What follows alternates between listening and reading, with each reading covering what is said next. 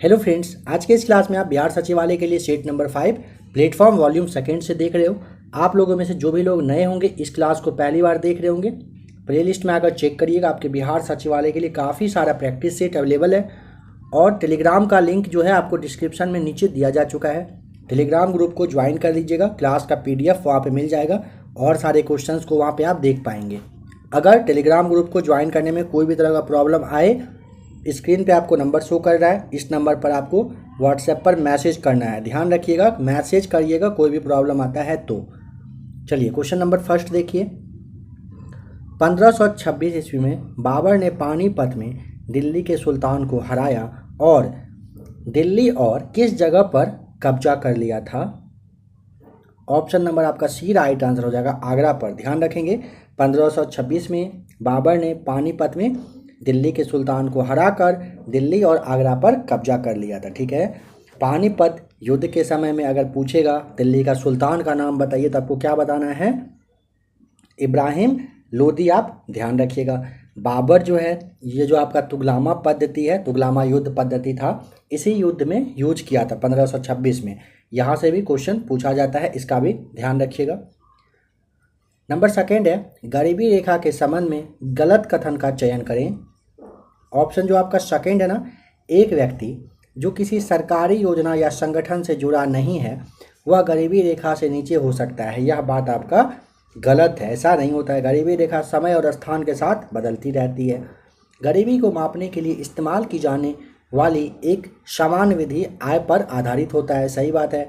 गरीबी रेखा की मापन सीमाएं जनसंख्या के उपभोग स्तरों पर आधारित हो सकती है, यह भी आपका बिल्कुल सही है। नंबर थर्ड है, किस भारतीय महिला को संयुक्त राष्ट्र महिला पुरस्कार 2021 से सम्मानित किया गया?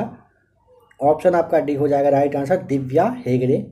किसने राष्ट्रीय अल्पसंख्यक आयोग के अध्यक्ष के रूप में कार्यभार ग्रहण किया है? ऑप्शन नंबर आपका डी, इकबाल सिंह लालपुरा आपको नाम यहाँ पे ध्यान रखना है। नंबर 5 है, निम्नलिखित में से कौन जम्मू और कश्मीर का लोक नृत्य है?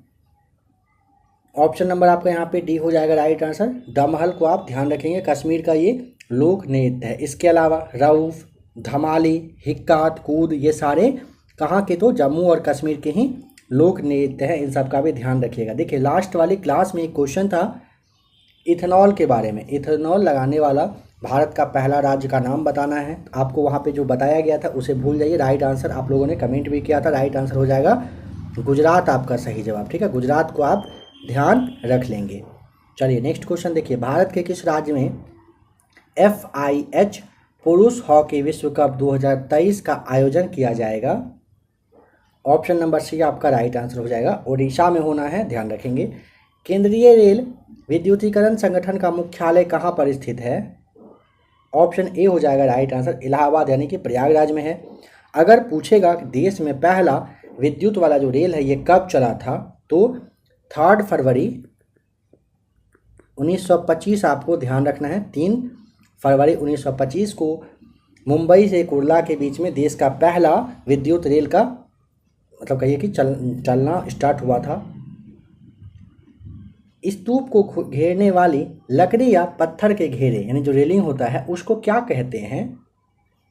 Option number B right answer हो जाएगा, वेदिका कहा जाता है। ध्यान रखिएगा, स्तूप को घेरने वाली लकड़ी या पत्थर के घेरे जिसे आप रेलिंग के नाम से जानते हैं इसको वेदिका कहते हैं। ठीक है,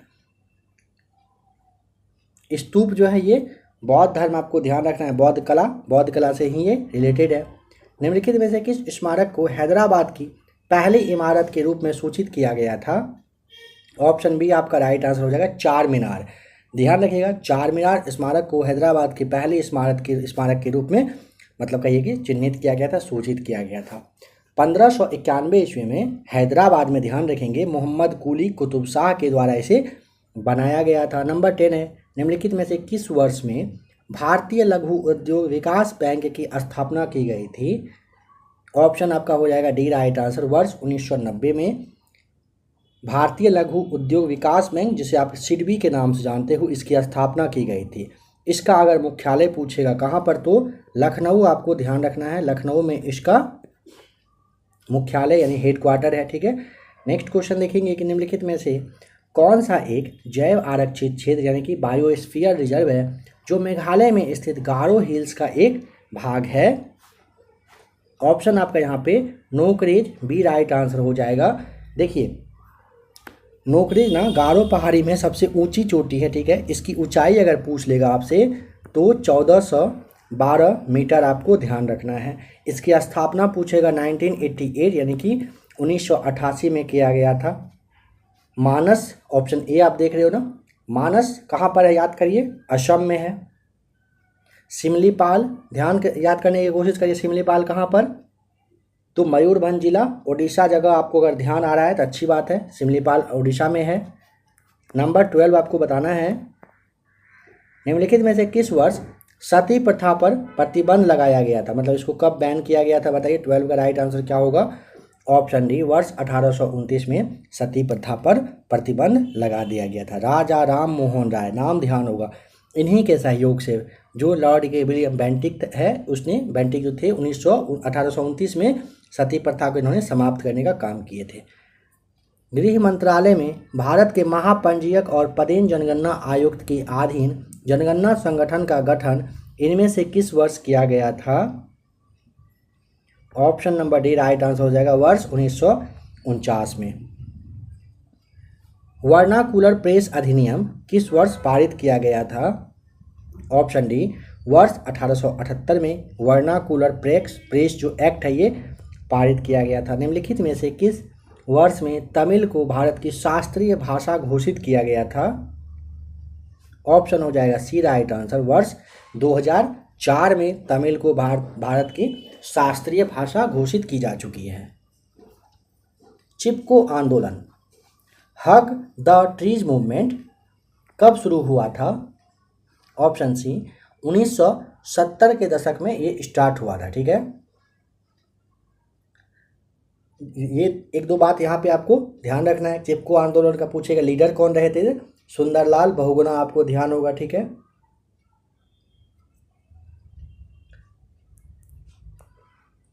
नंबर 17 में आपको मैच करना है, इसमें से अनुच्छेद वगैरह कौन सा राइट आंसर हो जाएगा। देखिए अनुच्छेद 19 का जो आपका बी दिया हुआ है, इसमें आपको शांतिपूर्वक और बिना हथियार के एकत्रित होकर होने का जो अधिकार है ये 19 के बी में दिया हुआ है। 19 के सी में क्या है, 19 सी में संस्था या संघ बनाने का अधिकार दिया गया है, और 19 के डी में है भारत के संपूर्ण क्षेत्र में आवाज संचरण का अधिकार, मतलब आने जाने का जो होता है ना कि अधिकार दिया गया है, 19 के आपका डी में दिया हुआ है। मूल संविधान जो था आपका ध्यान होगा अगर आपको, तो उसमें टोटल जो अनुच्छेद 19 था उसके अकॉर्डिंग 7 स्वतंत्रता का अधिकार दिया गया था, बट एक चीज़ को निकाला गया था 44वें संविधान संशोधन 1978 में। क्या था वो? संपत्ति का अधिकार, संपत्ति के अधिकार को वहाँ से निकाल दिया गया था। अभी टोटल 6 स्वतंत्रता का अधिकार बचा है, जो कि आपका 19 के ए में है। 19 का ए आपको नहीं ना दिया है, 19 का ए में बोलने का अधिकार, 19 का बी आपने देख लिया, सी आपने देख लिया, डी भी आपने देख लिया।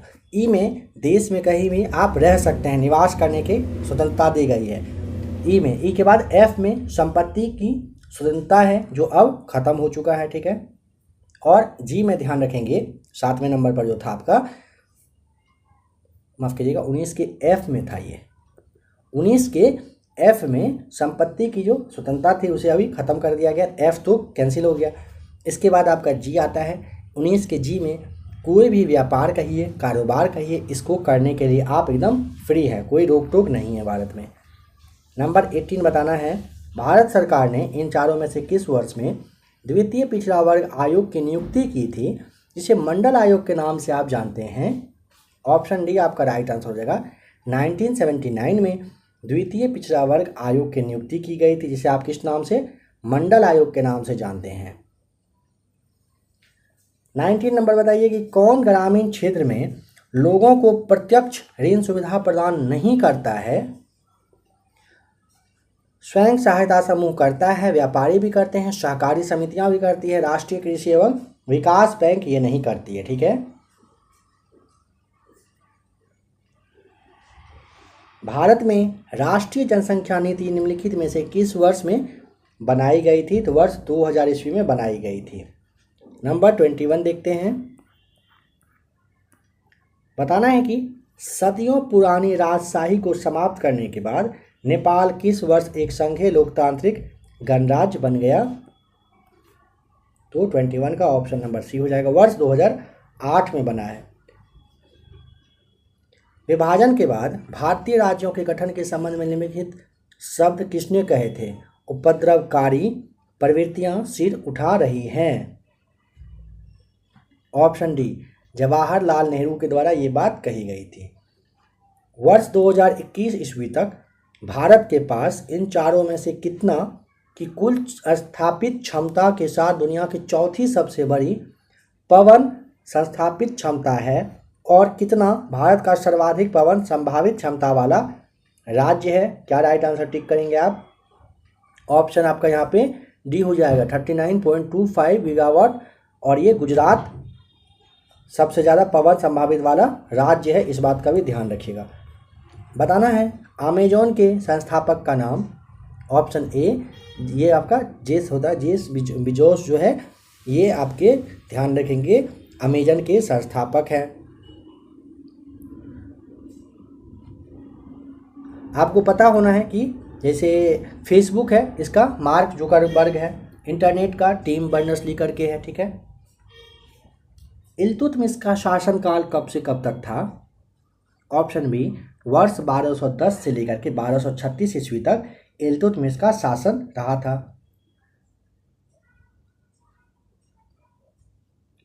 नेक्स्ट क्वेश्चन है, निम्नलिखित में से कौन सा विकल्प कृष्णा नदी की सहायक नदी नहीं है? देखिए, आपको ध्यान आना है कि इल्तुतमिश जो है ना, इसके लिए कौन सा वर्ड यूज होता है? गुलामों का गुलाम कहा जाता है इल्तुतमिश को ही। बताइए, कृष्णा नदी की सहायक इनमें से कौन सी है जो नहीं है? तो देखिए, तुंगभद्रा है, कोयना भी है, भीमा भी है, यह आपका ऑप्शन नंबर डी हो जाएगा, गलत नहीं है। कृष्णा नदी टोटल लगभग 1401 किलोमीटर, प्रायद्वीपीय भारत की दूसरी सबसे बड़ी नदी है, ठीक है। इसका उद्गम पूछेगा महाराष्ट्र से, महाराष्ट्र का जो महाबालेश्वर है इसी के पास से होता है, ठीक है। कृष्णा नदी जल विवाद भी आपसे पूछा जाता है। आंध्र प्रदेश, कर्नाटक और महाराष्ट्र के बीच में ये है। अल नीनो का अर्थ बताइए। ऑप्शन सी, चाइल्ड क्राइस्ट आपका राइट आंसर होगा। प्राथमिक शिक्षा का अधिकार निम्नलिखित में से किस अनुच्छेद के तहत शामिल किया गया था? ऑप्शन नंबर डी हो जाएगा, अनुच्छेद 21A के तहत शामिल किया गया था। इन चारों में से कहाँ के संसद को उच्च सदन कहा जाता है? ऑप्शन डी आप जानते हो, राज्यसभा के जो सांसद होते हैं उनको, संसद भवन है, उसे उच्च सदन के नाम से जाना जाता है। यहाँ पे आपको बताना है निवल राष्ट्रीय उत्पाद यानी कि NNP के संबंध में कौन सा कथन सही है?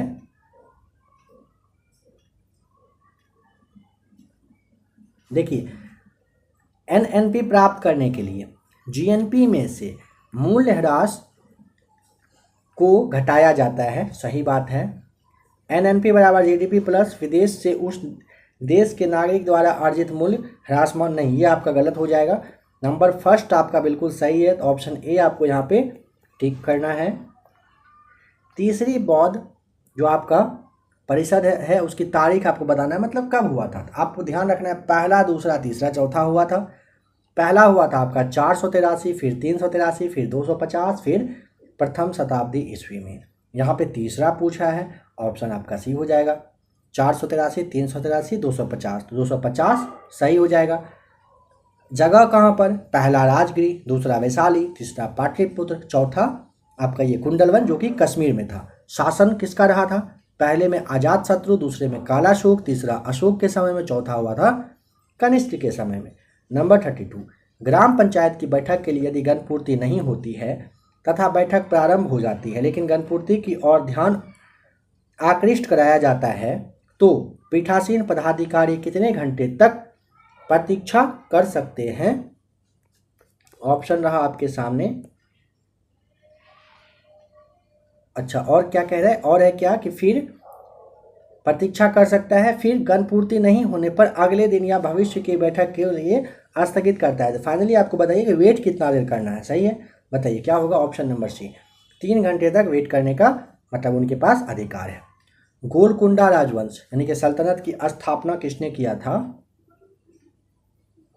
गोलकुंडा राजवंश की स्थापना कुली कुतुब शाह के द्वारा किया गया था, जो कि ऑप्शन आपका सी यहाँ पे राइट आंसर हो जाएगा। लोकसभा को स्थगित करने की शक्ति इन चारों में से किसके पास होती है? तो ऑप्शन नंबर डी। अब बराबर देखते हैं, अध्यक्ष महोदय होते हैं वही स्थगित करते हैं या फिर नेक्स्ट डेट वगैरह देने का काम वही करते हैं। भारत में खनिजों में सबसे समृद्ध पठार इन चारों में से कौन सा है? क्वेश्चन को समझिए। भारत के खनिजों में कह रहा है सबसे समृद्ध पठार किसका है? ऑप्शन ए छोटा नागपुर पठार का है। ठीक है। क्षेत्रफल के अनुसार भारत का सबसे बड़ा राज्य कौन सा है? ऑप्शन नंबर डी हो जाएगा राइट आंसर। क्षेत्रफल के हिसाब से राजस्थान सबसे बड़ा क्या है? राज्य है। इसका अगर पूछेगा कितना क्षेत्रफल है, 3,42,239। ध्यान रखेंगे 3,42,239 वर्ग किलोमीटर एरिया में यह फैला हुआ है। और सबसे कम भी आप ध्यान रख लेंगे गोवा का क्षेत्रफल है। गोवा का पूछेगा कितना है तो जवाब आप मन में याद करने की कोशिश करिए, इसलिए थोड़ा टाइम भी आपको दिया जाता है ताकि आप खुद को भी रिकॉल कर सकें गोवा का कितना है। तो 3702 यानी कि 3702 यानी कि 3702 वर्ग किलोमीटर एरिया में भारत का सबसे छोटा राज्य गोवा है आपका। भारत की मुख्य भूमि में कितने तटीय जिले शामिल हैं? काफ़ी इंपॉर्टेंट क्वेश्चन है। भारत की मुख्य भूमि में टोटल जो जिला है ना, तट वाला रेखा वाला जिला कितना है? तो 66। ऑप्शन सी राइट आंसर हो जाएगा। और गुजरात में सबसे ज़्यादा है, 14 जिला है जो तट रेखा वाला जिला है। नंबर 38, उपराष्ट्रपति इन चारों में से किसके द्वारा चुना जाता है? और निर्वाचक मंडल के सदस्य यही होते हैं। ऑप्शन सी राज्यसभा और लोकसभा। देखिए उपराष्ट्रपति साहब राज्यसभा और लोकसभा के द्वारा चुने जाते हैं, निर्वाचक मंडल के सदस्य यही होते हैं, ध्यान रखना है। बताइए कि गायपुरिया जो समिति है वो किससे संबंधित है? बैंक क्षेत्र। ऑप्शन बी आपका यहाँ राइट आंसर हो जाएगा। ठीक है। नेक्स्ट क्वेश्चन है, कंचनजंगा हिमालय के निम्नलिखित भौगोलिक प्रभागों में से किसके अंतर्गत आता है? ऑप्शन बी ग्रेटर हिमालय के अंतर्गत आता है। NCBC का पूरा नाम बताइए। लास्ट वाले क्लास में भी एक क्वेश्चन था, शॉर्ट से फुल फॉर्म बताना था आपको। तो इसका पूरा नाम होता है national commission for backward classes. Option आपका ए में ही दिया हुआ है। देखिए 102वां जो 102nd नंबर का संविधान संशोधन अधिनियम जो था आपका 2018, इसमें राष्ट्रीय पिछड़ा वर्ग आयोग यानी कि NCBC को संवैधानिक दर्जा दिया जा चुका है। ठीक है। NCBC सामाजिक न्याय और अधिकारिता मंत्रालय के ही मतलब तहत कहिए एक संवैधानिक निकाय है। इसमें टोटल 5 लोग शामिल होते हैं, 5 लोगों का सदस्य होता है और इनकी नियुक्ति प्रेसिडेंट साहब यानी कि राष्ट्रपति साहब के द्वारा किया जाता है।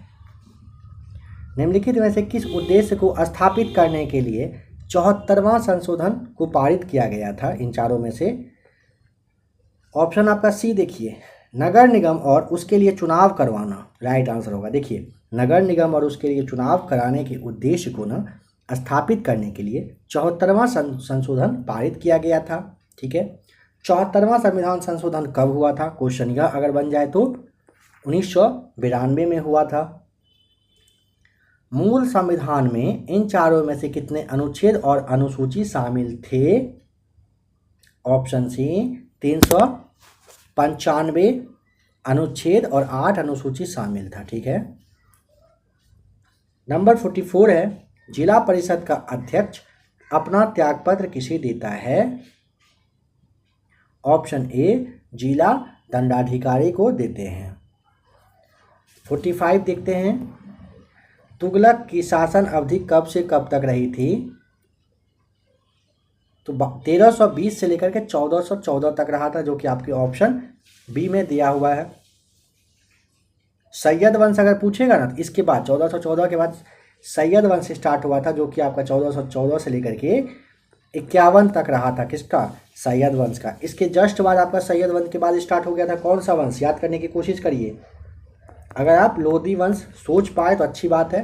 1526 तक ये चला था लोधी, 1451 से 1526 ईस्वी तक ये चला था।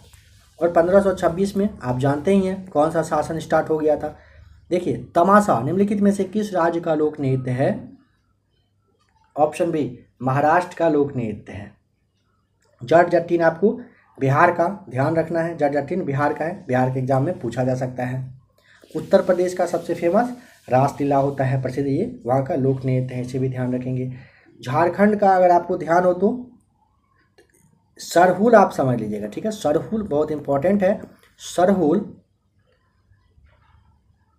छोटा नागपुर क्षेत्र में ना जनजाति के द्वारा किया जाने वाला डांस होता है, नृत्य होता है, ठीक है। CPIRL के लिए क्या काम करता है? Option A, consumer price index for the rural labours आपका राइट आंसर हो जाएगा। निम्नलिखित में से कौन दक्षिण भारत का एक राजवंश नहीं थे? ऑप्शन ए, हर्यक वंश हो जाएगा आपका, ध्यान रखेंगे। हर्यक दक्षिण भारत का राजवंश नहीं था। हर्यक वंश का संस्थापक बिंबिसार प्रथम शासक इस वंश का रहा था, ध्यान रखेंगे। ओलंपिक खेलों के मैराथन इवेंट में कितनी दूरी तय की जानी चाहिए? ऑप्शन सी, 42.195 मीटर दूरी तय किया जाना होता है। राष्ट्रीय प्रौढ़ शिक्षा कार्यक्रम की शुरुआत की गई थी। ऑप्शन बी, अक्टूबर 1978 में किया गया था। 6.5 pH मान वाले एक विलयन की HCl की कुछ बूंदें मिलने पर क्या होगा? ऑप्शन ए, विलयन अधिक अम्लीय हो जाएगा और pH मान क्या होता है? घट जाता है। निम्नलिखित में से कौन एक द्रव में ठोस के विलयन का उदाहरण है? ऑप्शन आपका सी, आयोडीन का टिंचर आपका राइट आंसर हो जाएगा। पुरुषों में इन चारों में से क्या है जो वृषण कोश में होता है? ऑप्शन नंबर आपका राइट आंसर यहाँ पे हो जाएगा बिल्कुल सही, क्या? डी को आपको टिक करना है, वृषण होता है। पुरुषों के में वृषण कोश में वृषण होता है। कह रहा है कि 88 ग्राम यानी कि 88 ग्राम कार्बन डाइऑक्साइड में कार्बन के कितने परमाणु मौजूद होते हैं? 54 का ऑप्शन नंबर ए, 12.044 इंटू 10⁻23 आपका राइट आंसर होगा। परमाणु मौजूद हो जाएगा यहाँ पे। नंबर 55 है, एक तत्व है, ठीक है, आवर्त सारणी के तीसरे आवर्त से संबंधित है और यह अक्रिय गैस विन्यास प्राप्त करने के लिए x⁻³ ऋणायन बनाता है। तत्व जो आपका x है, इसका परमाणु क्रमांक बताना है कि क्या हो जाएगा? ऑप्शन ए राइट आंसर हो जाएगा, 15 हो जाएगा इसका परमाणु क्रमांक।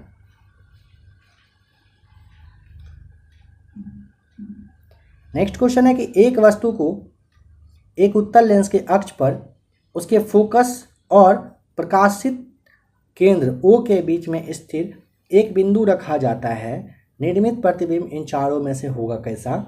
ऑप्शन सी हो जाएगा आभासी और बड़ा बन जाएगा। नंबर 57 बताइए। जनित्र जनरेटर एक ऐसा उपकरण है जो यांत्रिक ऊर्जा को विद्युत ऊर्जा में परिवर्तित करता है, सही है। विद्युत ऊर्जा को यांत्रिक ऊर्जा में परिवर्तित करता है, सही है। विद्युत चुंबकीय प्रेरण के सिद्धांत पर आधारित है, नहीं। पहला और दूसरा आपका दोनों यहाँ पे सही हो जाएगा, ठीक है। तो आपको यहाँ पे option number A, B, C, D number tick करना है। निम्नलिखित में से कौन सा एक अनुक्रमणीय रासायनिक परिवर्तन है? ऑप्शन बी, फलों का पक जाना। चलिए नेक्स्ट क्वेश्चन है नंबर 60, देखते हैं। कह रहा है कि इनमें से कौन सा कार्बनिक यौगिक है जिसे सर्वप्रथम प्रयोगशाला में संश्लेषित किया गया था? ऑप्शन ए राइट आंसर हो जाएगा यूरिया। किस कारण छोटी सी ईथर की मात्रा हथेली पर ठंडक प्रदान करती है? ऑप्शन नंबर सी, वाष्पीकरण के कारण करती है। कौन सा अंग है जो अतिरिक्त जल, वसा व अन्य अपचायक अपशिष्ट भी बाहर निकालता है? ऑप्शन बी हो जाएगा राइट आंसर, त्वचा। हाइड्रोक्लोरिक अम्ल का निर्माण हाइड्रोजन और किसको मिलाने पर होता है? ऑप्शन बी हो जाएगा राइट आंसर। क्लोरीन को मिलाएंगे हाइड्रोक्लोरिक अम्ल का निर्माण हाइड्रोजन और क्लोरीन गैस को मिलाने से होता है। देखिए हाइड्रोक्लोरिक अम्ल का ना एक और नाम होता है, कौन सा? म्यूरिएटिक अम्ल। सर्वग्राही रक्त समूह कौन सा होता है? ऑप्शन हो जाएगा सी राइट आंसर, ए बी को माना गया है। कपड़े से स्याही और जंग के धब्बे छुड़ाने के लिए निम्नलिखित में से किसका प्रयोग किया जाता है? ऑप्शन नंबर सी ऑक्जेलिक अम्ल का। कौन सा तत्व संरचनात्मक तत्वों में नहीं आता है? ऑप्शन ए हो जाएगा राइट आंसर, कैडमियम, बिल्कुल सही जवाब। चमगादड़ अंधेरे में भी आसानी से उड़ सकता है, क्यों?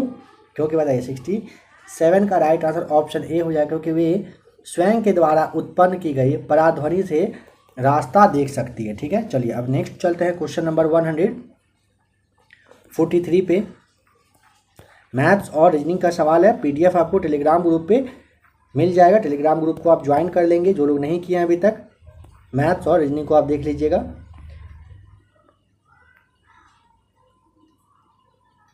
विकृत गंधिता किस प्रकार की अभिक्रिया का उदाहरण होता है? ऑप्शन सी हो जाएगा ऑक्सीकरण अभिक्रिया का आपका राइट आंसर यहाँ पे है। नंबर 44 है। निम्नलिखित में से कौन सा तत्व हमारे खाई जाने वाली चीनी की रासायनिक संरचना में शामिल नहीं होता है? ऑप्शन नंबर डी आपका राइट आंसर हो जाएगा नाइट्रोजन। सूक्ष्म जीवों को नष्ट करने के लिए निम्नलिखित में से कौन सी दवा का उपयोग किया जाता है? ऑप्शन नंबर सी हो जाएगा रोगाणुरोधी दवा का यूज किया जाता है। अमोनियम क्लोराइड के संबंध में निम्नलिखित में से कौन सा विकल्प सही है बताना है। तो ऑप्शन नंबर बी देखिए, यह प्रबल अम्ल और दुर्बल क्षार का लवण होता है। बी आपका राइट आंसर यहाँ पे हो जाएगा। 147 है। आहार में आयोडीन की कमी से इन चारों में से कौन सी किस तरह की समस्या हो सकती है? ऑप्शन नंबर ए होगा रात्रि दृष्टि आपका राइट आंसर हो जाएगा। कह रहा है कि एक तत्व ए आवर्त सारणी के 15वें समूह और आवर्त सारणी में मौजूद है। देखिए फिर से देखेंगे, एक तत्व जो कि ए है आवर्त सारणी के 15वें समूह और तीसरे आवर्त में मौजूद हैं। यदि इस तत्व के किसी समस्थानिक की द्रव्यमान संख्या 33 है तो समस्थानिक के एक परमाणु में उपस्थित न्यूट्रॉनों की संख्या कितनी होगी? ऑप्शन ए आपका हो जाएगा राइट आंसर, 18 होगा। एक वस्तु को अवतल दर्पण के अक्ष पर उसके वक्रता केंद्र पर परे एक बिंदु पर रखा जाता है। निर्मित प्रतिबिंब मतलब प्रतिबिंब कैसा बनेगा? तो ऑप्शन नंबर डी उल्टा और ह्रासित आपका राइट आंसर हो जाएगा। ह्रासित का मतलब होता है यहाँ पे क्या? छोटा। ठीक है, आज का लास्ट क्वेश्चन देखते हैं। विद्युत कनेक्शन के लिए प्रयुक्त तार तांबे के बने होते हैं, क्योंकि तांबा बताइए क्या होता है? तो ऑप्शन ए तन और विद्युत का सुचालक होता है। देखिए विद्युत कनेक्शन के लिए प्रयुक्त तार तांबे के बने होते हैं, क्योंकि तांबा तन और विद्युत का सुचालक होता है।